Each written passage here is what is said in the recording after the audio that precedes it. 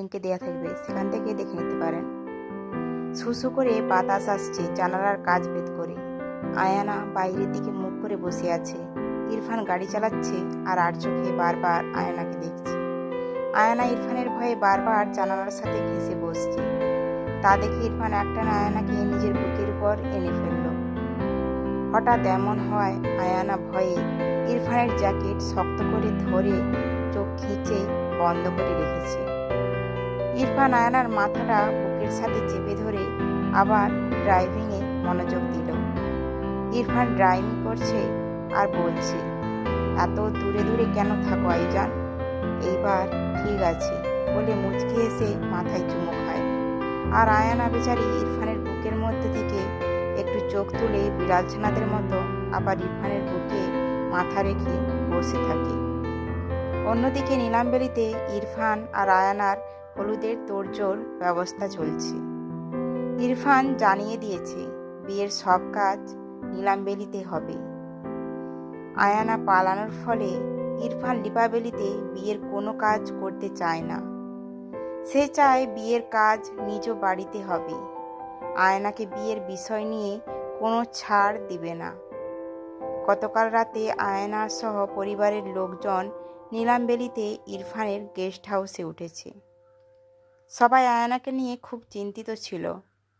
তার উপর গত 2 দিন ধরে জিসান নিখোঁজ। এই নিয়ে সবার চিন্তার শেষ নেই।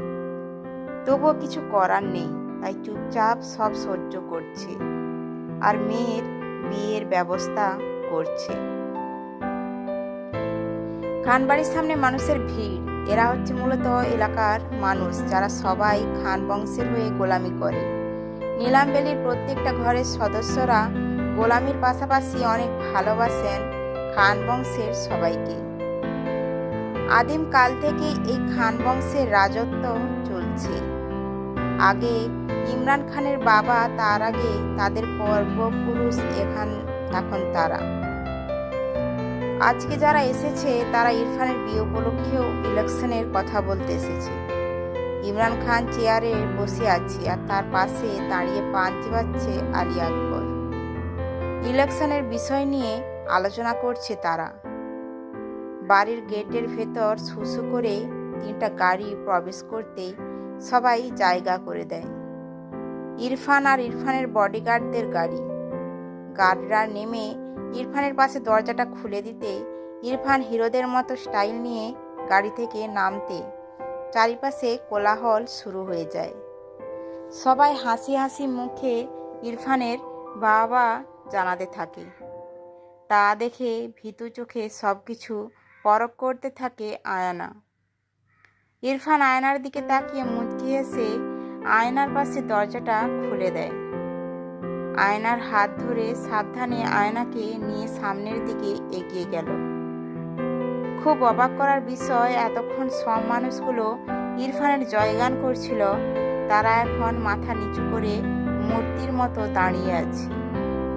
একবারও চোখ তুলে তাকালো না পর্যন্ত। আয়ানা চারিদিকে চোখ ঘুরিয়ে দেখছে। মানুষগুলো অদ্ভুত, নিচের দিকে তাকিয়ে কিন্তু মুখে হাসি। মনে হচ্ছে রাজারানী যাচ্ছে আর তারা স্বাগতম জানাচ্ছে। ইরফান মুচকি এসে আয়নাকে জড়িয়ে ধরে ইমরান খান যেখানে বসে আছে সেখানে গেল। ইমরান খান হেসে পুত্র আর পুত্রবধূকে দোয়া করল। আয়না এখনো গোলগাল চোখে সামনের মানুষগুলোকে দেখছে, যারা এখনো মাথা নিচু করে আছে। আয়নার সবকিছু কেমন ভয় ভয় করছে। এই অদ্ভুত সব মানুষের ভিড়ে তাকে এখন বন্দি জীবন যাপন করতে হবে। এদের দেখে বোঝা যাচ্ছে শুধু সে না, এখানে প্রত্যেকটি মানুষ এই এরোগান বদমেজাজি ভিলেনটাকে ভয় পায়। আর পাবে না কেন? কি হিংস্র সে! আয়নার ভাবনায় ছেদ পড়ে ইরফানের কথায়। এত কি ভাবছো জান? এরা সব আমার পোষা প্রাণী। সামনের মানুষগুলোকে দেখিয়ে আমি যতক্ষণ অনুমতি না দেব এরা কেউ উপরে চোখ তুলে তাকাবেও না। আমি না চাইলে সারা দিন রাত এরা এখানেই থাকবে। আর এরা ভুলেও তোমার দিকে তাকাবে না, কারণ তোমার দিকে তাকানো মানে মৃত্যু। আর তা আমার হাতে বলে বাঁকা হেসে সোজা হয়ে দাঁড়িয়ে যায় ইরফান। আয়না ইরফানের কথা শুনে মাথা নিচু করে ফেলে। তার বুঝতে কষ্ট হচ্ছে না যে এখান থেকে পালাতে পারবে সে। বিশাল বড় বাড়িটা পুরো একটা এরিয়া জুড়ে। বাড়িটা যেমন সুন্দর তেমন তার পরিবেশ। সারা বাড়ি জুড়ে গার্ড, কোনো জায়গায় বাকি নেই গার্ড ছাড়া। বাড়িটার দেয়ালও বিশাল উঁচু, এখান থেকে টপকানো যাবে না। এক কথায় ইরফান আয়নাকে নিজের রাজ্যে বন্দি করে ফেলেছে। আয়না এখন এই বিশাল বাড়িটায় বন্দি। ইরফান আয়নাকে শক্ত করে জড়িয়ে সবার উদ্দেশ্য করে জোরে চিৎকার করে বলল, সবাই কান খুলে শুনে রাখো, এই হচ্ছে আমার জান মিসেস আয়ানা ইরফান খান, তোমাদের ছোট মালকিন। সবাই তাকে সম্মান প্রদর্শন করো। ইরফানের কথায় সায় জানিয়ে একজন খাস লোক এগিয়ে আসলো এবং আয়নাকে উদ্দেশ্য করে মাথা নিচু করে বলল, সালাম ম্যাম জান। কথাটা বলতে দেরি হয়েছে, ইরফানের বাঘের মতো হুঙ্কার দিতে দেরি হয়নি। ইরফান লোকটির গলা ধরে একদম উপরে তুলে ফেলল। শ্বাস নিতে কষ্ট হওয়া লোকটা পা নাড়াচাড়া করে ছটপট করতে লাগলো। তা দেখে আয়না ভয়ে কিছু দূর গিয়ে কাঁপতে লাগলো।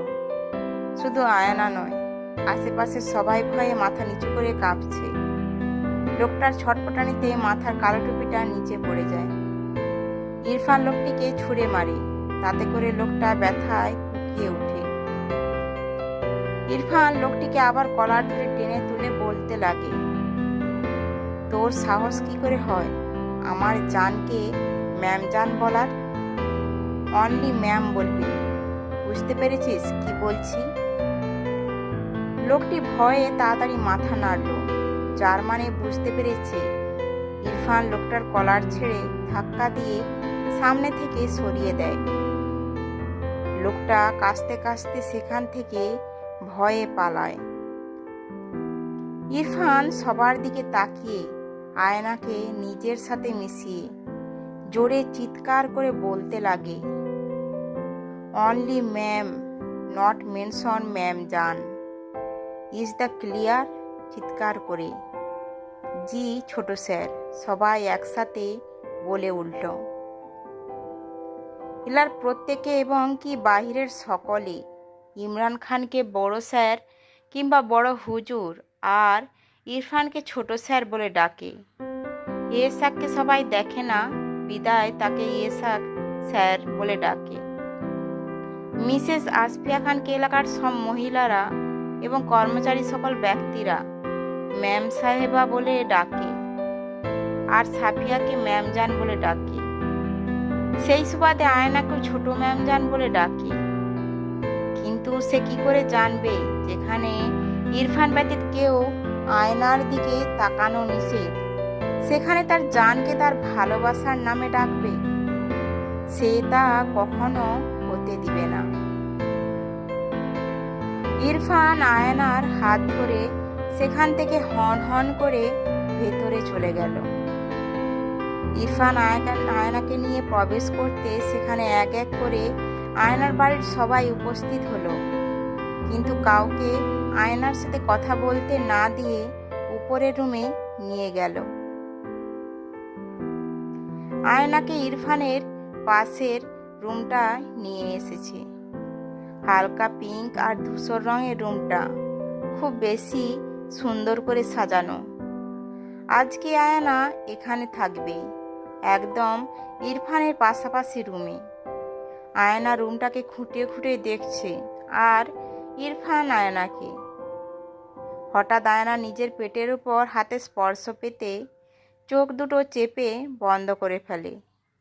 ইরফান আয়নার খোঁপা করা চুলগুলো খুলে দিয়ে তাতে মুখ ডুবিয়ে দেয়। কি আছে তোমার মাঝে আয়ুজান, কি আছে? কেন আমি এত আসক্তি হয়ে পড়ি তোমার উপর?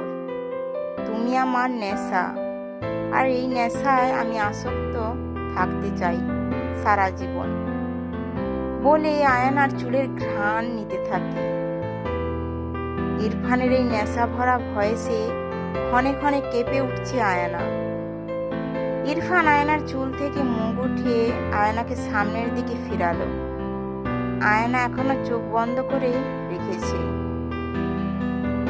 ইরফান আয়নার গালে চুমু খেয়ে বলল, আজকে সন্ধ্যার জন্য প্রস্তুত থেকো মেরিজান। আমি এখন একটু বাহিরে যাব আর সন্ধ্যার সময় আসব। তুমি ঠিক সময় তৈরি হয়ে থাকবে। দুপুরে খাবার নিয়ে তোমার আম্মি আসবে। ফ্রেশ হয়ে খাবারটা লক্ষ্মী মেয়ের মতো কমপ্লিট করবে। ইরফানের কথায় মাথা নেড়ে সায় জানায় আয়না। ইরফান মুচকি হেসে আবার বলতে লাগে, তুমি তোমার পরিবারের সদস্যের সাথে দেখা করতে পারবে, কিন্তু ভুলেও আগের মতো কাজ করো না। এখান থেকে তুমি আমার অনুমতি ছাড়া পালাতে পারবে না। এখানে প্রতি পদে পদে আমাকে পাবে। আর আমি চাইব তুমি এমন কোনো ভুল না করো যার শাস্তি তোমার পরিবার ভোগ করতে হয়। জি, আয়না মাথা নিচু করে বলল। ইরফান আয়নার কপালে চুমু খেয়ে কিছুক্ষণ আয়নার দিকে তাকিয়ে বাহিরে চলে যায়। ইরফান চলে যেতে আসফিয়া এসে আয়নাকে দেখে যায়। দুপুরে আয়নাকে ফ্রেশ করিয়ে খাবার খাইয়ে দেয় শীতল, সাথে অনেক উপদেশও। শীতলের সব কথা ইরফানকে নিয়ে, নতুন জীবন, ইরফানের সাথে মানিয়ে নেওয়া, আরও অনেক কিছু। আয়না শুধু মাথা নাড়িয়ে গেছে, কিছু বলেনি। চোখের পানিও আড়াল করেছে নিজের মায়ের কাছ থেকে। আর কাউকে দেখাবে না নিজের কষ্ট, কারণ তাকে কষ্ট পেতে দেখলে দ্বিগুণ কষ্ট হয় তার পরিবারের। জিসানের কথাও কিছু বলে নাই। জিসানের মৃত্যুটা সম্পূর্ণভাবে মনে করতে পারছে না, সব আবছা আবছা। তবে ইরফান জিসানকে মেরেছে তা খুব ভালো করে মনে আছে তার। এখনো চোখে ভাসে জিসানকে হাঙ্গারের পেটে যেতে দেখার সিনটা। সারা বাড়িতে কাজের লোকের ছোটাছুটি করে কাজ করছে। ডেকোরেশনের লোকেরা বাড়িটাকে সাজাচ্ছে। এখনো অনেক কাজ বাকি।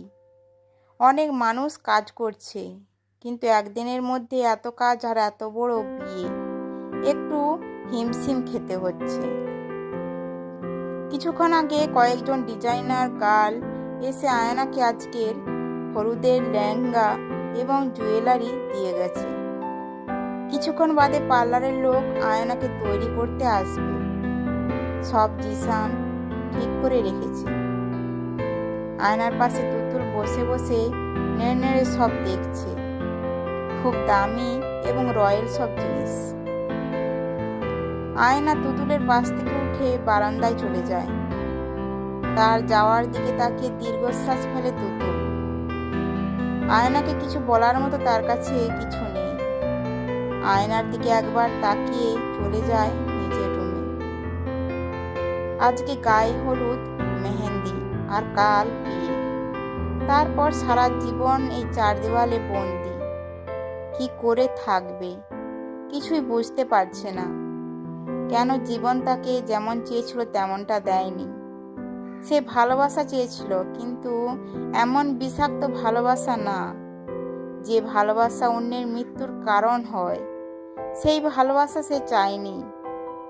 এই বিষে ভরা ভালোবাসা শুধু ধ্বংস করবে, তার জীবনটাকে বিষিয়ে তুলবে।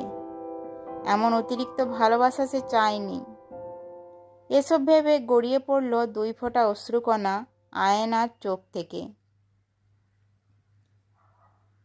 এই স্টোরিটির বাকি পর্বগুলি ডেসক্রিপশানে লিঙ্ক দেওয়া থাকবে, সেখান থেকে দেখে নিতে পারেন। থ্যাঙ্কস।